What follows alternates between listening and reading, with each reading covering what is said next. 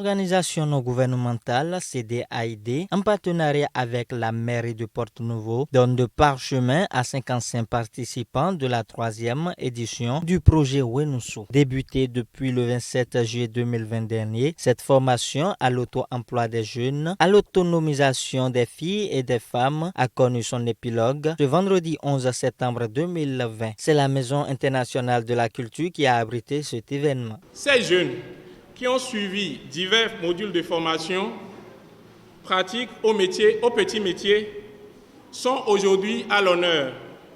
Ces formations accompagnées de séances de coaching en développement personnel, création et gestion d'entreprises leur permettent aujourd'hui de créer des activités génératrices de revenus pouvant leur permettre de satisfaire leurs besoins quotidiens, de s'autonomiser et contribuer au développement de leur communauté. Le directeur départemental de la culture ressort l'importance de l'entrepreneuriat à la couche juvénile et encourage les participants.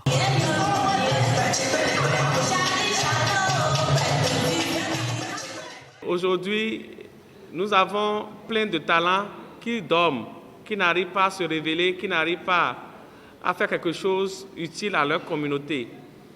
Ça paraît banal ce que nous sommes en train de faire ce soir, mais ceux d'entre les récipiendaires qui vont prendre soin diront demain ce que cela représente pour eux.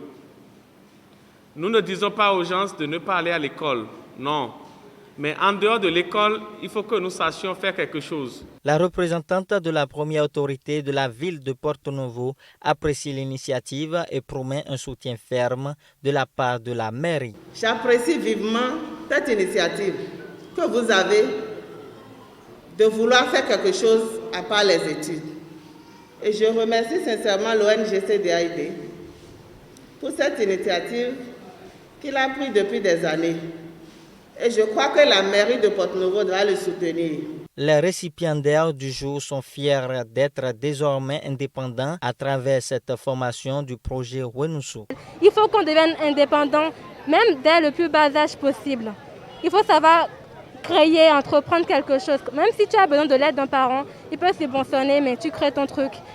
Par conséquent, cette organisation nous a proposé différentes formations, par exemple dans le make-up, dans l'informatique, l'agroalimentaire et le perlage pour nous amener à pouvoir créer quelque chose plus tard. Les invités félicitent le courage et l'abnégation des participants à suivre cette formation. Je vais d'abord féliciter les récipiendaires, ces apprenants qui ont tenu pendant un mois et qui ont accepté d'apprendre quelque chose, avoir un plus, et remercier l'ONG CDAID d'avoir initié ce projet. Il faut rappeler que le Centre de documentation et d'action aux initiatives du développement CDAID est une association apolitique ELEC à but non lucratif, régie par la loi 1901. Cette cérémonie a pris fin avec la coupure du gâteau.